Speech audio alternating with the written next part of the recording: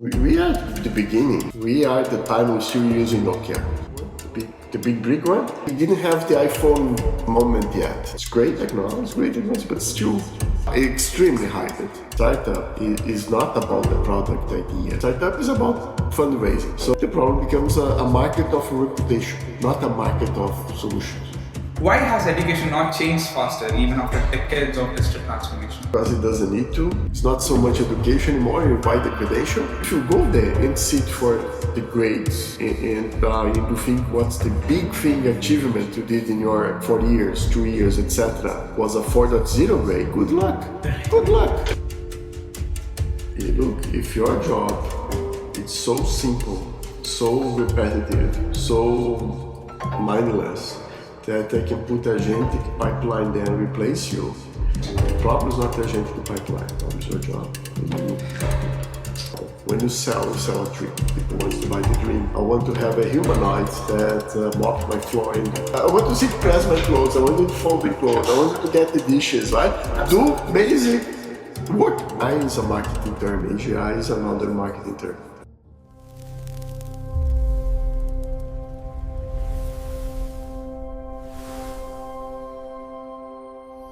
Hi everyone, welcome to the Honest Work Studio podcast. My name is Sumit. This is Vaibhav. And today we are extremely honored to invite our guest, our professor, Dr. Fernando Koch. He is the director of Generative Intelligence Lab at FAU. He has been the director of Samsung Research, and his experience spans across 25 years in AI and tech. He has always been at the helm of innovation in the tech industry. In today's podcast, we're going to be speaking about a lot of segments such as AGI, quantum computing, AI into entrepreneurship, how it's helping students really get into their projects as well as startup culture. We're going to leave a link in the description down below. You guys can go ahead and put in your questions that you have that we can share with Dr. Fernando and get them in the next episode. Now let's get into the podcast. Let's get into the podcast. Sir, where are we? How would you define the current momentum in AI? Are we still in the early stage, or have we already entered a major irreversible technological shift? We are at the beginning. I mean, if you get the parallel any other technology like mobile computing, we are at the time we're still using Nokia, if you get to that. Whatever you have there, although it's overhyped, etc., is just the first step, right? So what are you going to see in the next 5 years, 10 years? Completely going to differentiate companies that are here, there, won't be there, products that today seem to be like omnipresent, likely going to disappear. Nokias came in, came out. If you get a parallel mobile computing, we are at the time of Nokia StarTech, you know, the big one, the big brick one. Mm-hmm. We are at that time, like just beginning. Mm-hmm. So it's still very early stages, not even in the mid? Not even the middle. No, okay. Early stages. We are, if you would go for a parallel, we didn't have the iPhone moment yet, right, from mobile computing, where we had the phone moment. Everybody wants to buy a phone. They don't know. Remember, you guys were young. We had the phone, and then the phone had a small display, and display got a little bit better, and the models get a little bit larger. And then now, okay, we can have exactly that. It goes, but it didn't have that. As I keep saying, any technology, the breakthrough is when they go social, okay. And people start to work together with that technology, not individually.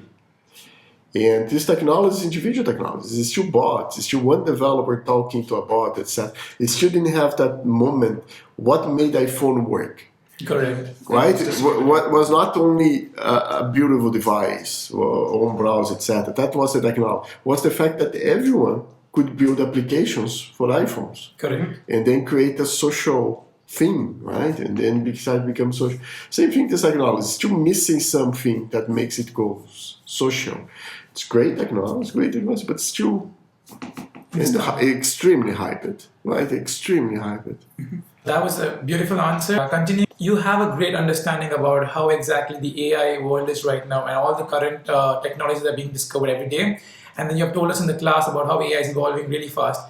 So I've always wondered, where do you get your news about AI? No, What sources do no you special access? place that you cannot get as well, right? If from reading the Hugging Face papers, Hugging Face papers. yeah, at least they have the problem. I would say you have the hyped news, the news that goes for the hype, etc. That thing you always have to take with a little bit of salt, right? There is a marketing purpose. And then you have the research paper, which Right. goes like the ones you're going to see in Hugging Faces, you're going to see from the labs, etc. The problem for these ones, I guess, is that after you need to start to read them a little bit, and then you start to create a better understanding, kind of. So the problem in the beginning, if you get the Hugging Face papers, you get the ones from the labs, etc., it's difficult to read. But after a while, you start to understand. Then you start to say, okay, what's real, what's not real, etc. Like any market, remember, AI is a marketing term, Gen AI is a marketing term, etc. Like any marketing term, there is hype. Correct. Right? Hype is part of the game, and where there is hype, there is what makes a hype: news, marketing news, etc. So you need to be able to separate what is marketing of presentations, right, and understand where is it taking. It's to create a market, that's important, right, and where is the development of technology, which it comes from. But Okay. the problem is not lack of information; it's excess. So the question Yeah. becomes how to focus in one or Which- two or right, three right, things yes. that I actually want to focus, right? Yes. Because there is excesses. The problem is too much information. This is Correct. being since the internet. The problem is to say, I want to get this and that and that and deep down with that.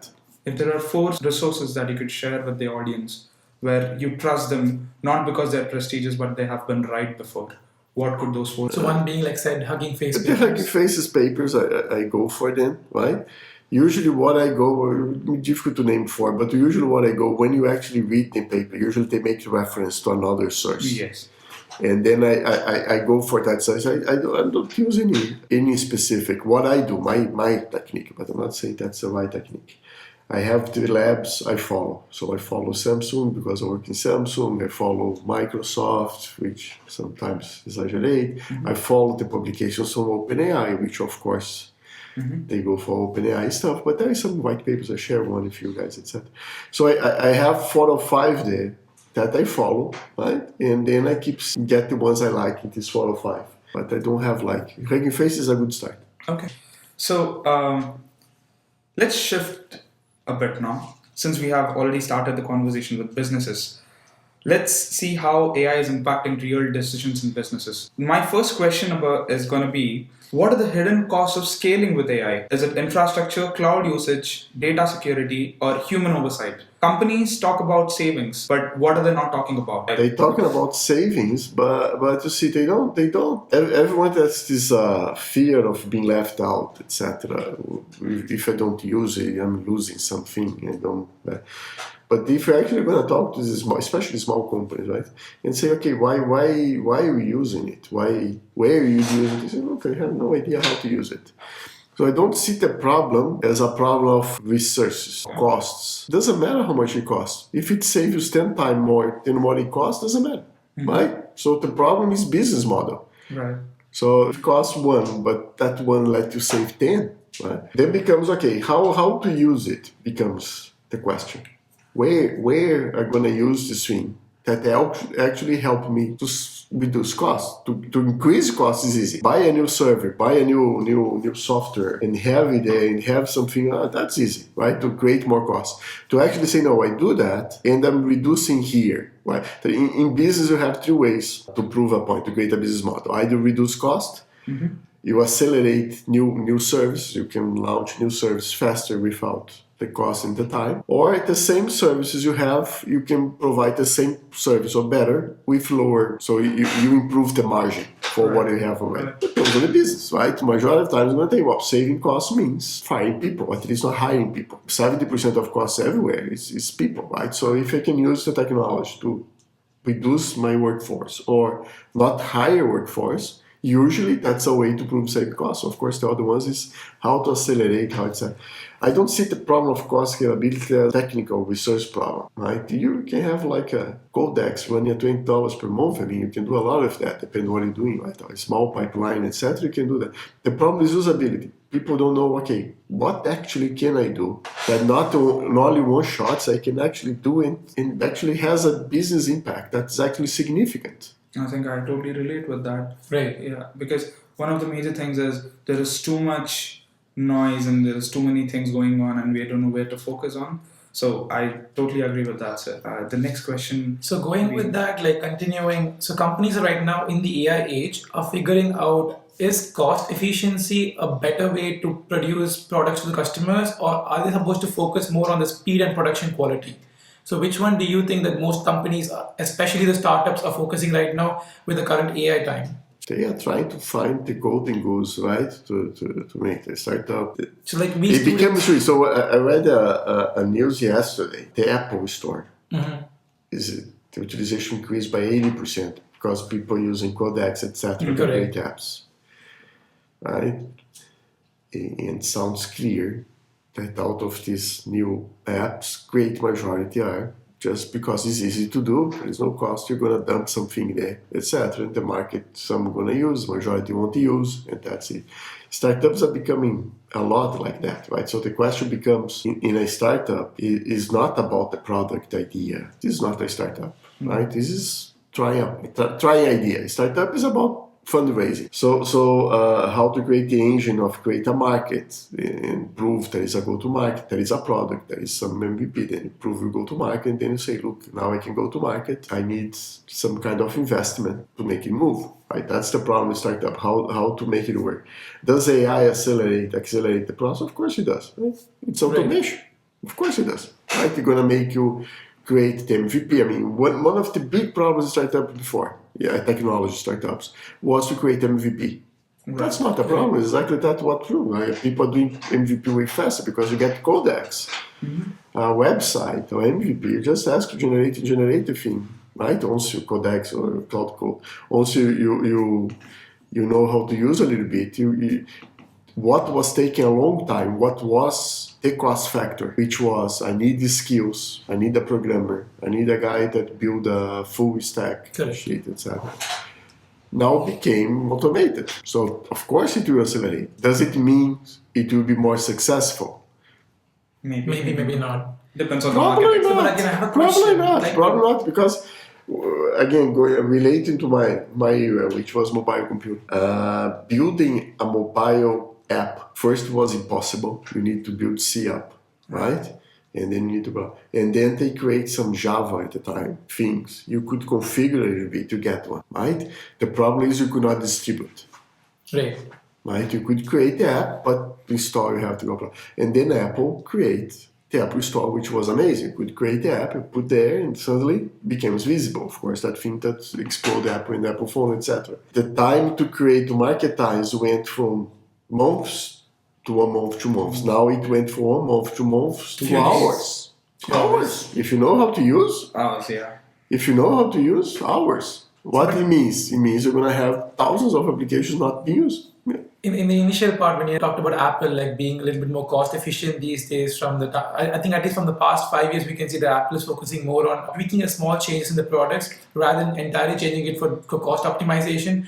Don't you think that will be a problem for innovation and customer satisfaction in these days where people are expecting big changes in less time? No. Why?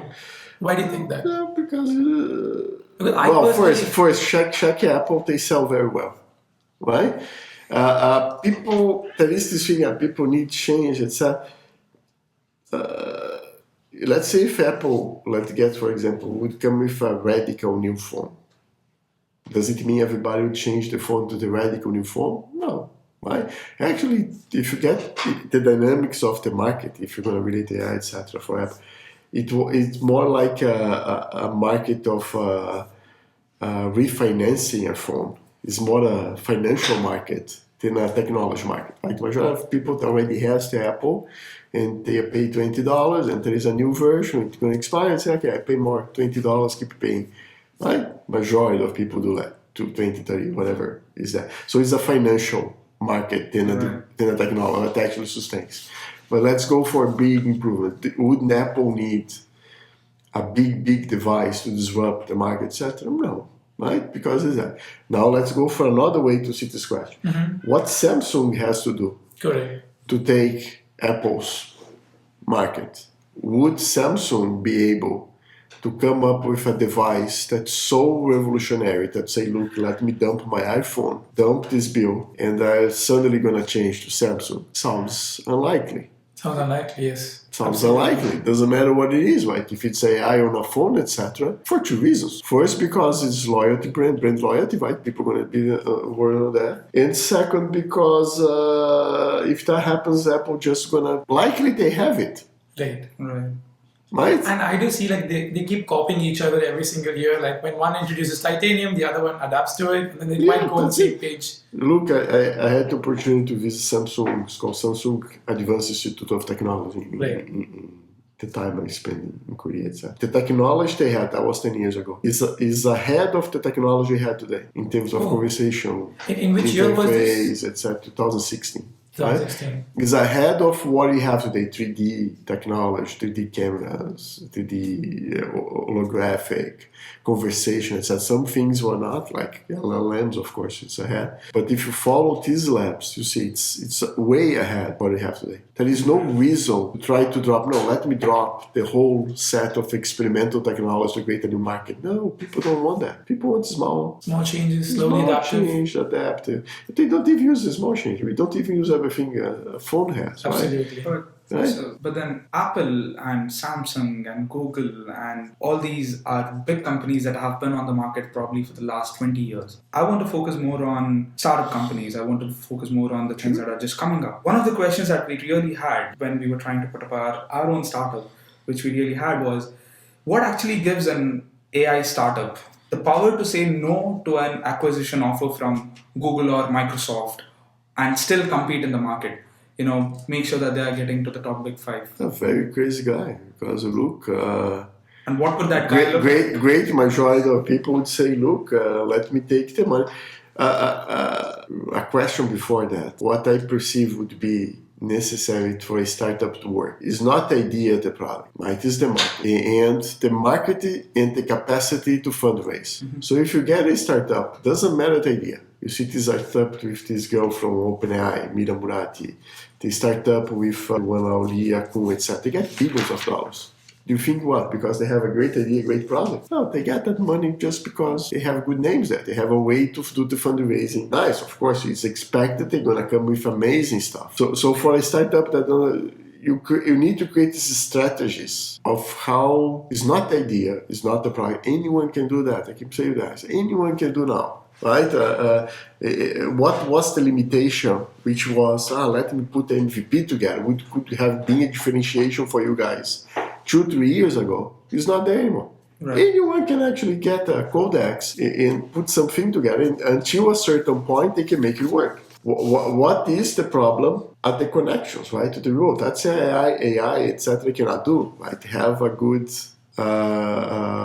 name dropping, right? We have reputable guys, reputable names in your startup that when you're going to have a fundraising conversation, etc., you say, look, I'm working with this guy. So create the reputation, right? Or having 4 or 5 or 10 clients and you say, look, I already provide something like that to this guy, that guy. It creates the reputation. Correct. The problem becomes a problem, which is going back to the answer about the Apple. The problem becomes a market of reputation, not a market of solutions, right? Because solution technically or skills is becoming easy to come up with or replace. You're still going to need very amazing ideas. You're still going to need capacity to produce, etc. I'm not saying that, of course. But what was taking 1 month before, you can take in hours now, right? So, and other people are going to be doing a lot. What lacks from this lot of applications on Apple or all these startups coming up now? Reputation. Reputation. Reputation. Credentials. Okay, why you? Why should I invest on you? I have this idea, I have this, I have that. Blah. Who is using that? Tell me 5 users that actually use that. Tell me 5 big companies that use that and actually save money, whatever. It was a benefit for them. They got something from that and work. And they can talk about you, right? That's the first thing. Okay, tell me what names you have in your board and whatever that actually shows that you're able to create something more than 2 guys in the codex building an app. I was looking at one of Naval Ravikant's podcast, and he tells us the same thing, which is nature teaches more than anything else. And in the case of business, it's the customers that teach us whether our product is going to be a good fit or not.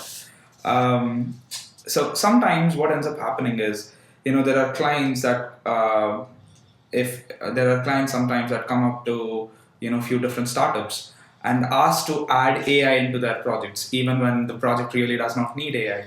How do we tackle with such a client? What do we say? Do we just say that it's not? No, look, you need a strategic consulting, right?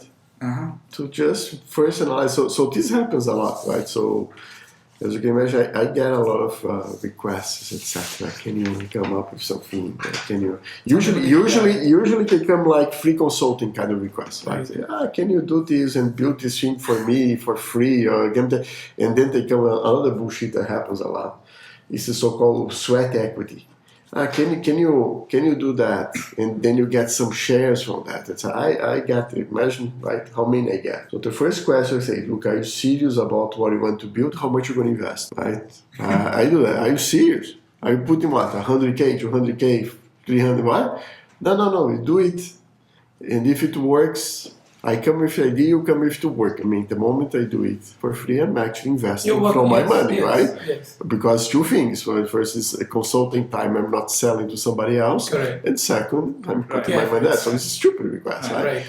So levels of stupidity goes even below that. So the first one is work for free for me. Imagine how many you guys get, right? Work for free for me, right? The second level is, if this thing work, I'm gonna bring to the market and we're gonna make money together. Okay, I'm gonna make more than you, but we make together. Okay. And the third one would be the simplest one. Would be I have this idea. It works. It's working more or less.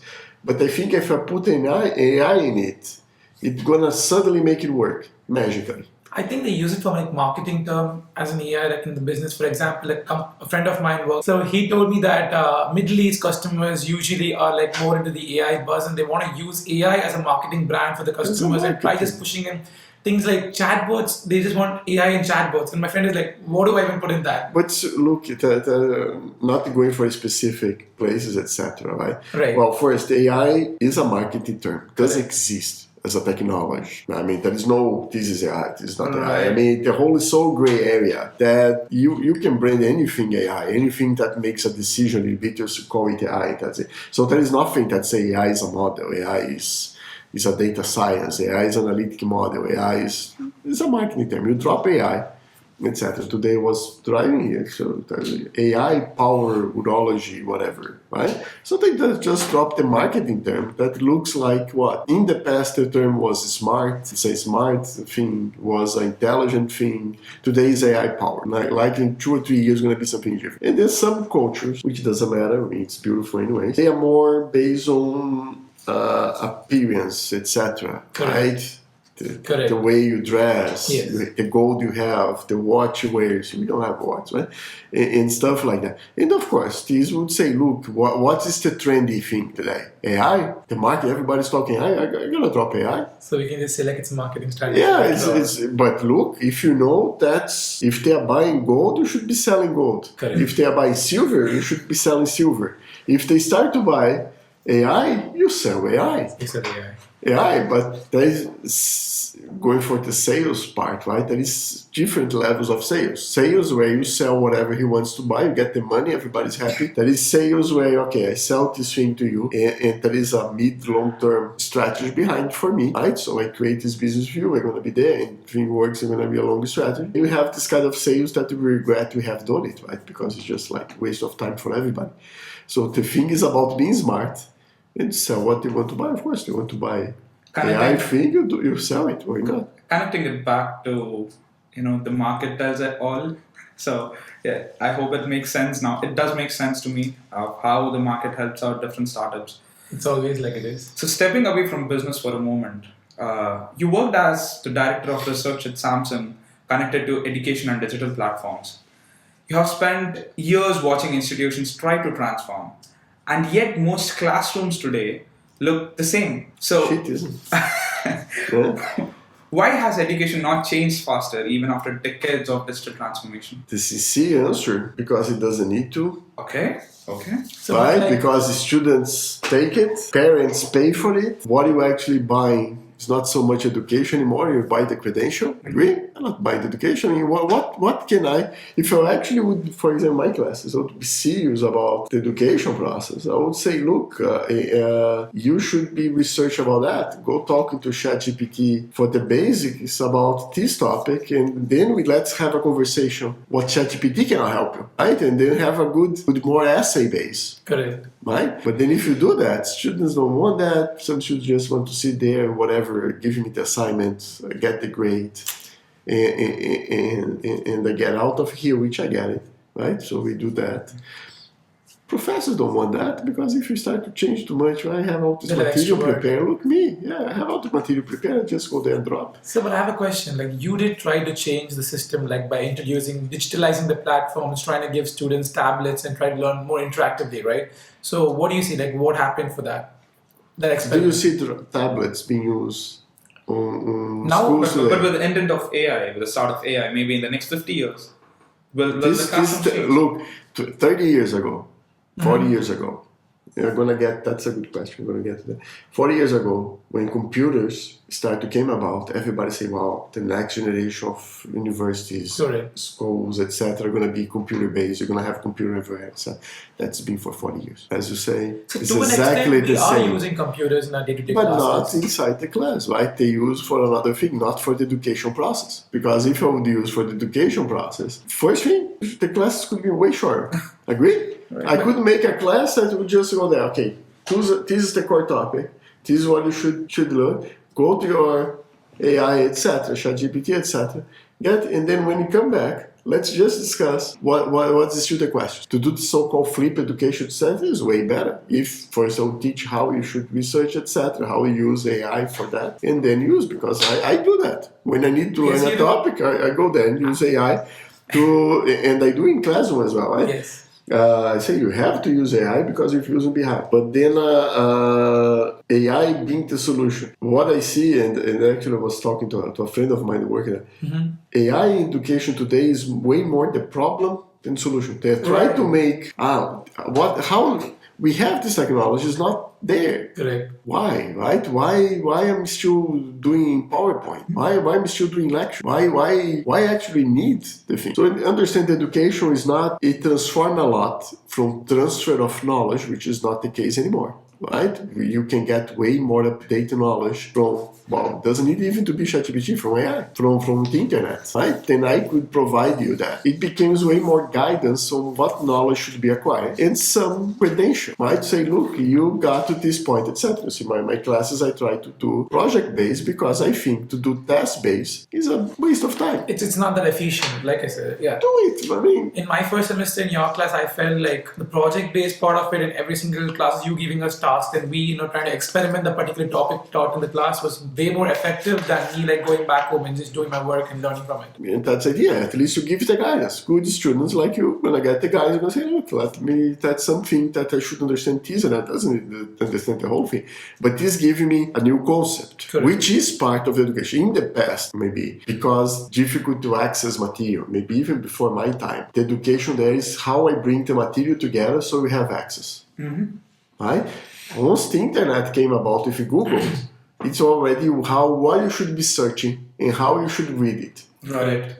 That was the Google's time, right? And it was a challenge because now you have way more access to material than the 2 books I can bring into classroom. Today become more, okay, how you critical think what you should be using ChatGPT, whatever, Gen AI, to develop the thing. It's more about what concepts you should be learning, how you should be critical thinking about the thing, right, etc., than actually me providing any material. Good. Right? One point just clear. Education also is credential part, right, which is you're able to have at least had exposure to this set of knowledge, which of course you could do by yourself, but that was the history of humanity, right? You could get a book and read by yourself. And understand there is another social aspect of education, which is not all students are the same, right? You have case of students with disabilities, students with dyslexia, etc. That needs another kind. So there is variations as well, right? So you understand this is a big normalizer. It exists for that.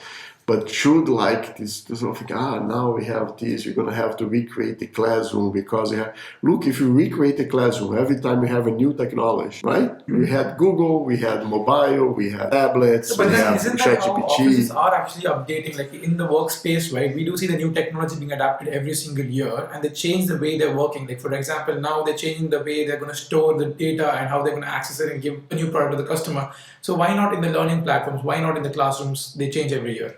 Because isn't that good? Like, won't that push us more forward? Because the objective of the education is to create a credential kind of system, right? It's a credential thing. You have, you don't have, right? One question we had another day is it still worthwhile? Yes, I was about to ask that. Right? With the power of AI and AI teaching so many different stuff, do you think that putting in $80,000, $90,000 for a bachelor's degree? You know the story I told you guys before. So I had a parent of a student a few weeks ago called me for a very nice guy. In case he sees that, student sees that, and he called me for a lunch, etc. And he said, "Look, we hear all this thing about AI replacing jobs, AI, etc. Look, I'm putting a second mortgage on my house to pay because I'm going to be spending 800, whatever amount of money in this education." I mean, the question was simple: is it still worthwhile? Should I still mortgage my house? Right? To that. And that's the seriousness of it. And my answer to that was, first, it all depends how serious you guys are going to take it.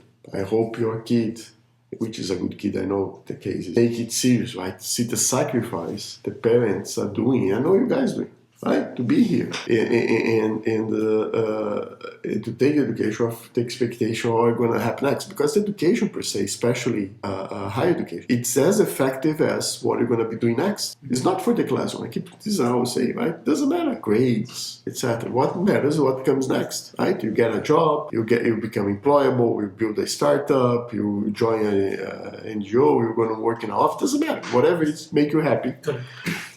We are talking about technology education, of course. Then you're going to have the education for health. You're going to have education for doctors. That's another. I don't want to go. It's not my area, so I'm not discussing that. That's more important. Talking about technology innovation. Is there anything that's bad? The first answer is better to have it than not to have it. Right. Right. Imagine if you guys go there and say, "Look, I learned everything from ChatGPT. I'm a great software engineer." But then $80,000. $80,000. Come on, you can get a certificate for probably $800. I don't know how much is that, so but look, it's better to have than not to have. Having said that, you see these guys, Bill Gates, etc., they have education, right? They went there, build a company, and the company proves successful. That's the best education you can have. So I keep saying, all depends, and I know where we're going for the next question. All depends, make a good time of this time. If you go there and sit for the grades and you think what's the big thing achievement you did in your 4 years, 2 years, etc. was a 4.0 grade, good luck, right? That's the only thing I can wish. Good luck, and I hope it works for you. I sincerely hope, right? But my question is always to you guys, why the heck? So, but a lot of students are thinking that 4 GPA do really matters. They it's good for them. But so what do you think that they have to do? What do you think that they have to do in their time? Make a good use of this time. I keep saying, well, if let's say 4 years or 2 years, masters, 4 years graduation or whatever, undergrad, etc. When you go some other universities, which doesn't matter comparison, right? I work in another university, big university, Ivy League. And when students join that university, first thing they say, look, what do you want to do next? First year. The answer could be, I don't have no idea. I want to get a 300K job. I want to build a startup, whatever, right? And then what you know, what you don't know, what's your strength. Okay, let's prepare your curriculum, your journey here to get there. I'm not saying the university should do that because honestly, that's your problem. Yeah. It's your money, not mine. You pay me, right? It's your money. You're contracting. Mm-hmm. You have to say where you want to go. If you don't know where you want to go, you have to go then you find the advisor, etc., and say where you want to go. Right? If the basis of the education is get the minimum thing, 4.0, etc., good luck. Mm-hmm. Good luck. Honestly, I wish all my heart. Good luck. I hope it works for you. Right? I keep saying to you, how come you I see so few none actually. When I did education, not that's a big case, but just how come you don't get in the end? You don't. I don't have a job. What is the ideal? Let's add it a little bit. Okay. So what is, let's say, would be the ideal to end education? Unfeasible, but ideal. Right. You get an internship in a big marketing company, in OpenAI. Right? In the last 1 year of your education, you had 1 year internship of OpenAI, of Google, or big names, the big hype games, right? You'd say, wow. Right. This is you're employable immediately. Anyone will hire you a 300K job, etc. Right? If you get 1 year. Yeah, of course, yes, right? 100%. No, so what's completely the other way around? The worst case scenario, right? You didn't do anything for 40 years and your grade is really low. Right. Complete waste of time. Right. So a little bit better than that, you go to scales, you didn't do anything but your grade is 4, 3, and 3. Okay. So from here to that, right? You have to go to first is OpenAI, second level you go second level companies, not mention the name. Third level you go for regional startup companies or business companies, but at least you have the exposure, right? You work in something like that.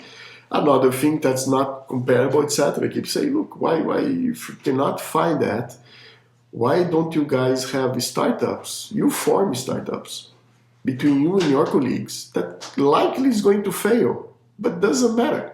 At least you got the experience.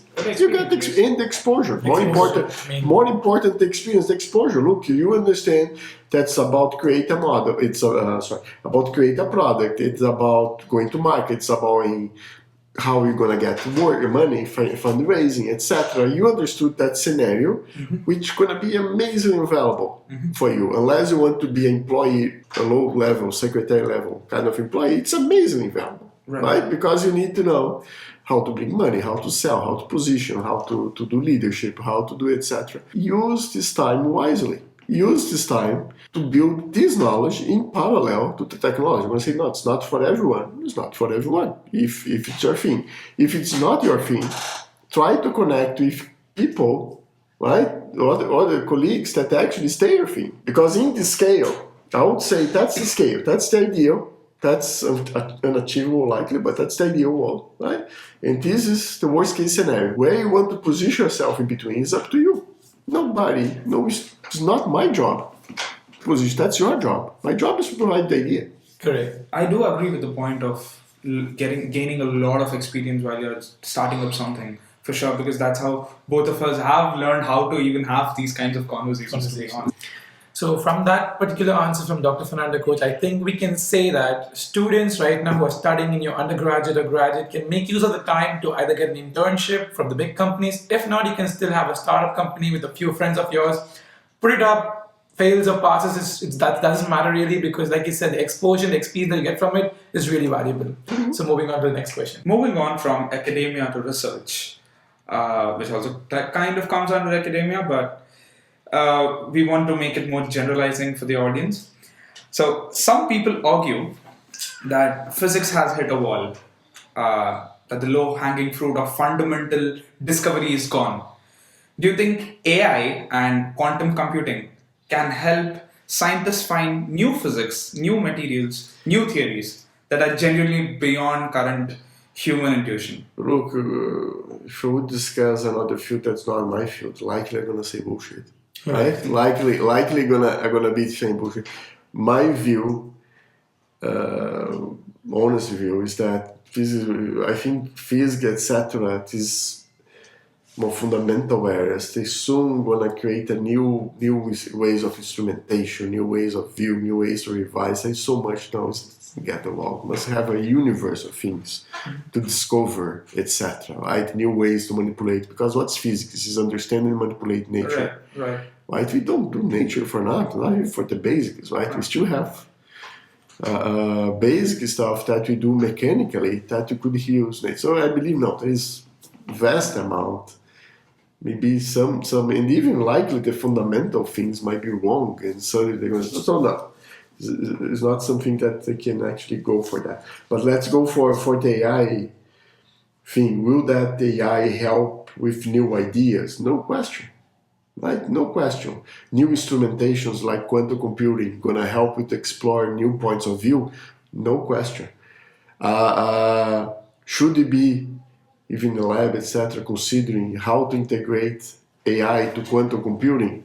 No question, because if you get fundamental quantum computing, right? If you get digital computing is about speed up calculation. Right. Very simplified, right? So you get some calculations, right? And you just have something that calculates the next and speed up.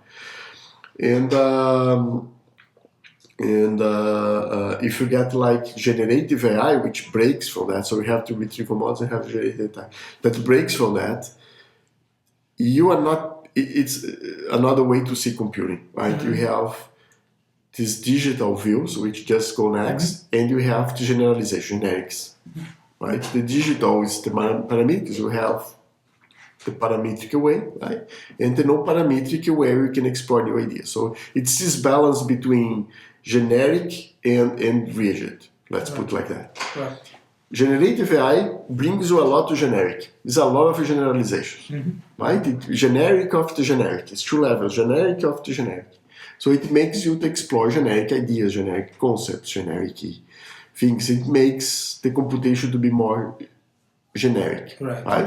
With the advantage and the disadvantage of that.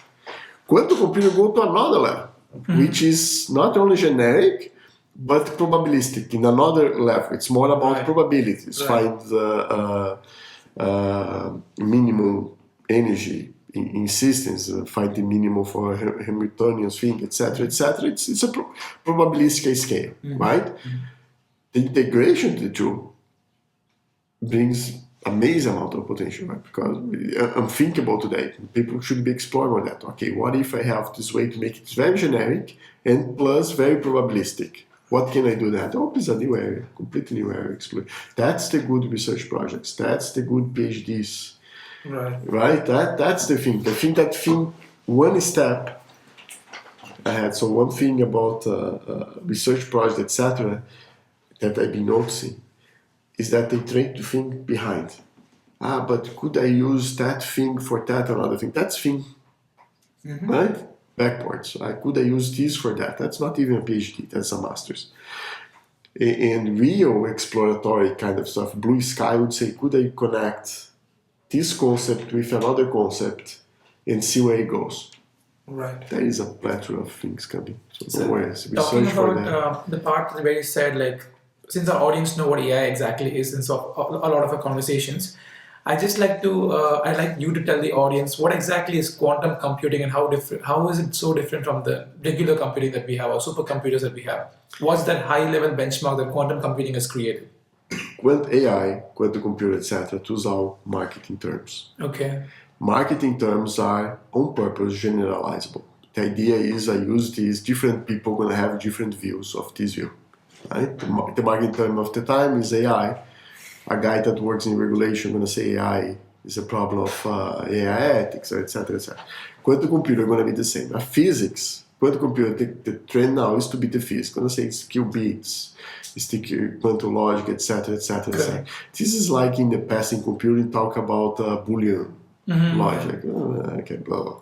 Right? Me and Sumit had a conversation about that probably for 3 hours while discussing the questions exactly what quantum computing is doing in today's day.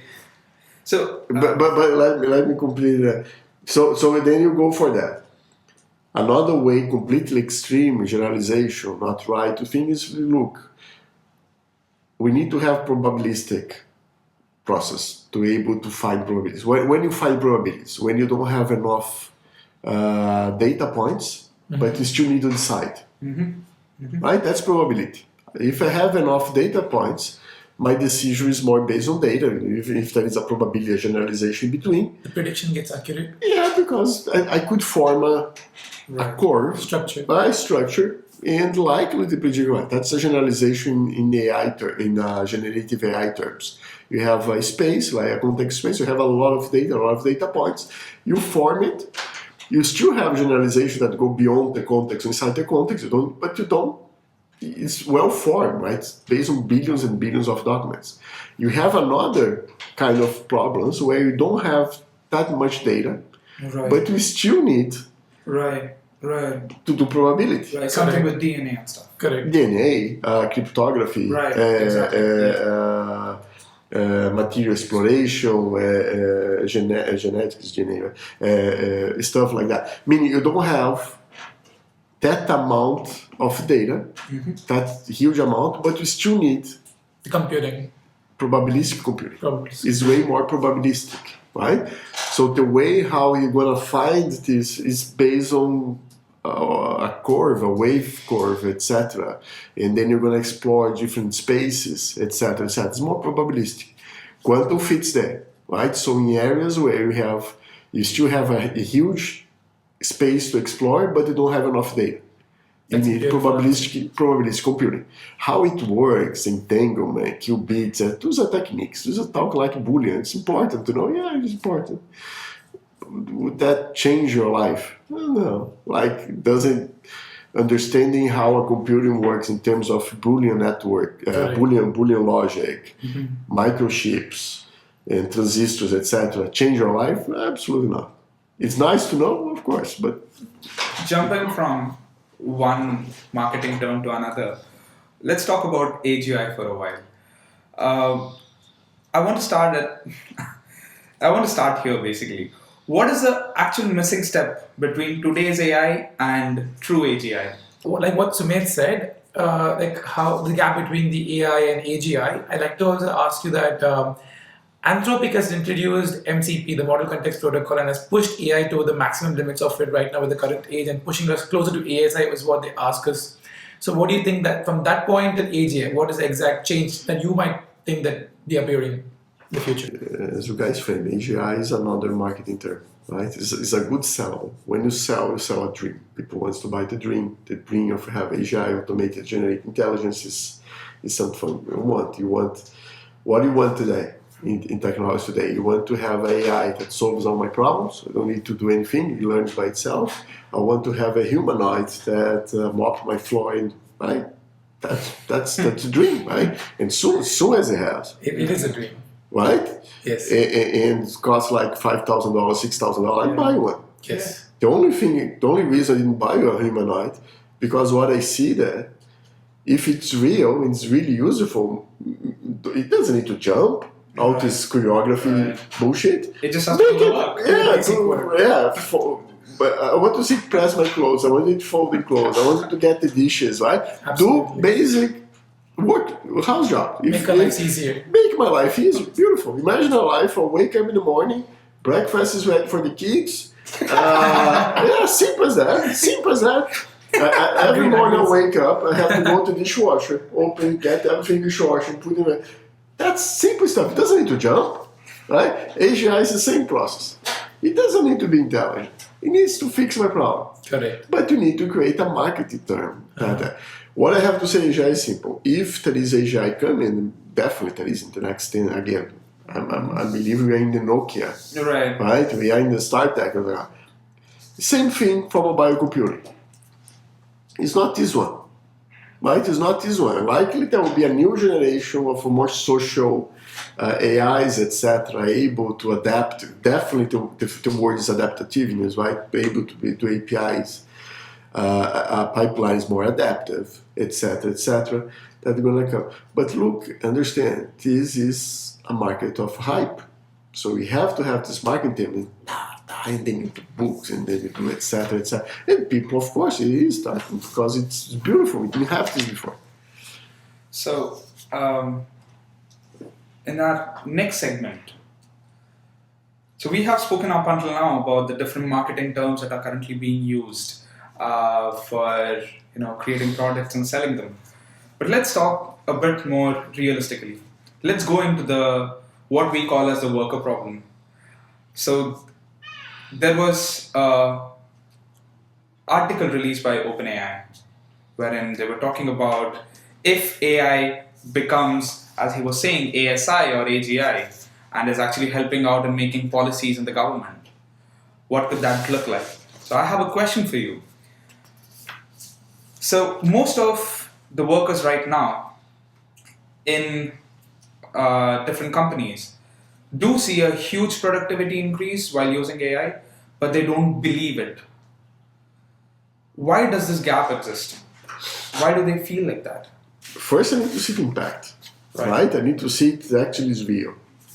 And second, it's easy to go for the common cases. The problem is the edge cases. If I have a new problem that the AI has not been trained for it, if I have a person, I have accountability. You're gonna come as an employee, come to me and say, look, we have this new case, you don't know what to do. My answer is gonna be simple, find a way. Find a way, right? If you don't know what to do, get your manager find a way. If both of you don't know and I have to jump in, why I'm paying you? But comes that thing, right? You are being accountable. In AI, what are you gonna say? Look, adapt to this AI. Then you have another guy that has to adapt to that. The problem of AI, for things that actually are mechanizable, right, you can do is just repeating, of course you're going to work well. The problem is going to be the edge cases. So comes the question.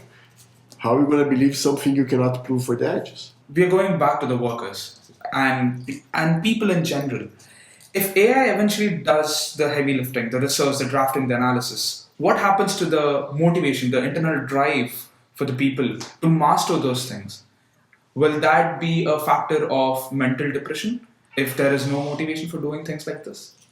Yes, then you find something else to do.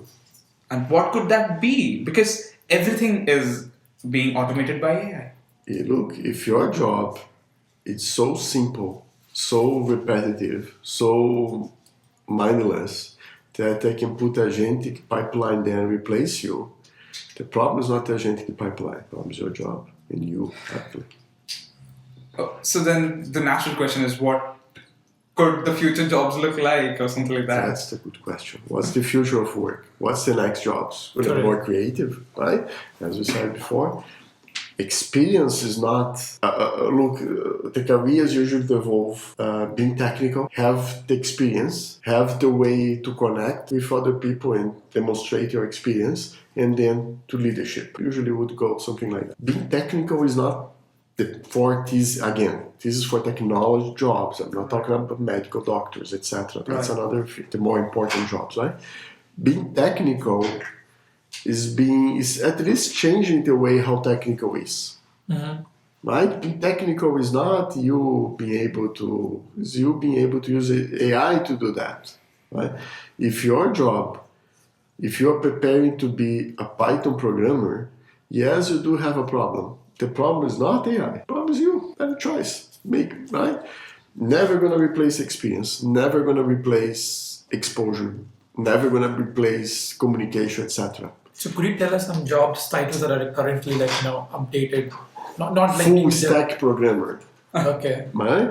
Python programmer. Right. And now you want a job that won't be replaced? Yes. Solution architect. Solution architect. Absolutely. Why? Solution architect has nothing to do with the solution. Yeah. It's about the problem. Right. It's about talking to people, try to understand what they understand about the problem. Then you talk another, and then you collapse that in what the technology can do.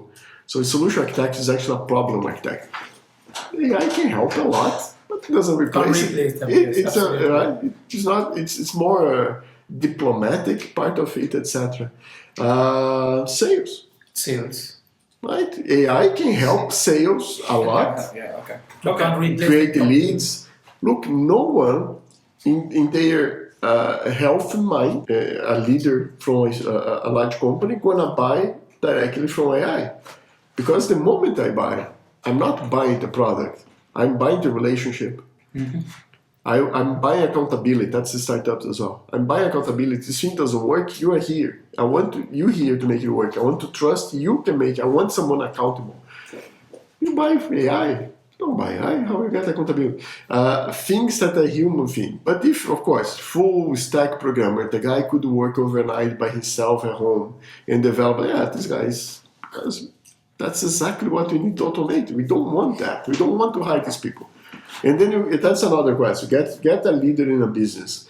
What you don't want to hire? People that you depend on them It doesn't help you to sell necessarily because it's not the core, because it's producing a software. Right? And the skill is replaceable. So just see if I can replace the skill. How about people's management? Is that a skill that can be replaced? Like managers? Can you imagine you have an AI manager managing you? Would you trust that? Probably if the resources were AI, like you're talking about the multi-agent systems managing multiple agents under them. But that's another thing. That's another thing, right? That's multi-agent systems, etc. Imagining a group of people and saying, look, my manager is AI. Oh, we can't do that. I think because it's not the point. It's not organization. It's not. Right. It's accountability. Correct.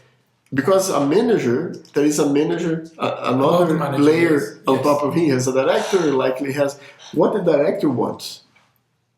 Someone to blame. If something goes wrong, I need someone to be accountable. Got it. Because if it's not, it's me. Correct. Right? If I put a number of AI agents, AI teams, and they fail, who is to blame? Me. Amazing bullshit idea to try to automate the thing, right? It's me. I want someone to say, look, I expect more from you. Yes. Right? What went wrong? Okay. And another one, we need to adapt. It doesn't work for this case, we need to adapt. So, no. I have two more questions. The first one is, we are currently looking at leadership using AI. And I'm pretty sure pretty soon that the governments will start using AI. And the speed of AI will eventually force governments to rely on AI for policy analysis. Mm-hmm. So if, LLM models are being made by OpenAI and Anthropic, aren't they the ones becoming the policymakers? If it really depends on it. There is always another level. Who select OpenAI or Anthropic or that? Why they select? How to use this technique, this technology? What should governments do in selecting them? What could the process look like? Government is way more than policy making, right? Administrations are way more, it's decision making, right? It's still, again, same problem of accountability. If you're going to use a technology, whatever technology, to speed up analysis, policies, etc., good for you, right? Thinking about, you have this idea of algorithmic creation. It's like democracy, you have an algorithmic. Right. Correct. Algocracy, whatever is the name. So meaning the whole government is a thought process. The whole government would be automated. Is that feasible? No, same problem as a company. Governments is about accountability. Why you need representation? Because you cannot bring everybody there in a democracy, right? You have a number of people and you need somebody to be responsible. Could this representation be algorithmic? No. You will not accept that. Simply doesn't make sense, right? I want AI to be representing my community. No, doesn't feel like doesn't it, feel right? Right? Yes. So as a mechanization to review policies, to suggest policies, etc., definitely is being used. But that's the whole idea, right? That's why you bring different point of view, and then you have a new kind of point of view. Would that be the defining factor in how government is going to operate from now on, etc.? I don't believe even going to make what would be the simplest thing they could use AI for, which is reduce workforce, replace a lot of automated things by AI because we not make sense, right? Mm-hmm. But to replace the whole thing as AI is, I think it's best to say it can assist in the most part of it, but not just replace. There will be a human involvement to review it. You will say, but then AI is influencing how this policy is being written, etc., right? So it could. So that's the same thing for a guy writing in a newspaper. Say, AI is being influencing how the guy writing a newspaper. Of course it is, but it's for the journalist to actually be able to select what's. Right. Maybe it takes another kind of journalist. A guy that just take whatever from AI and publish that, you're going to say that's bad journalism. It's not AI based.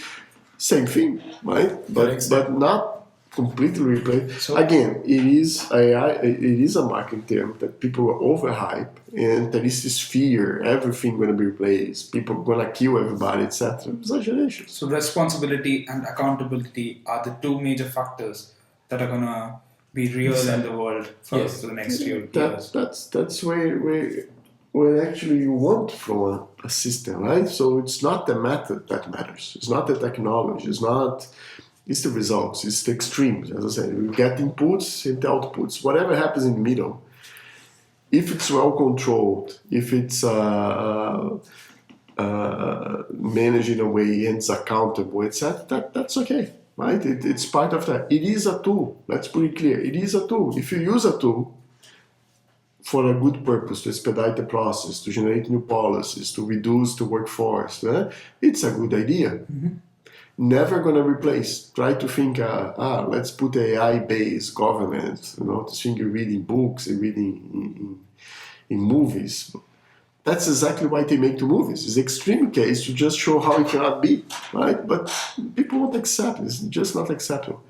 There is this fear. Fear works. Fear sells. Right. Fear is good, right? Another thing that's good is this bending, right? You keep going to one way. Now we replace everything. That doesn't work, it doesn't replace everything. And keep going. That projects like make because there is no way to settle. We have to keep moving. So this you see in the market. These are market dynamics. So then going back to the students. Coming to the final question of this podcast. So I personally wanted to ask you this question from my first semester, from the final project that we had. So you have seen like a lot of projects during your academic experience here, right?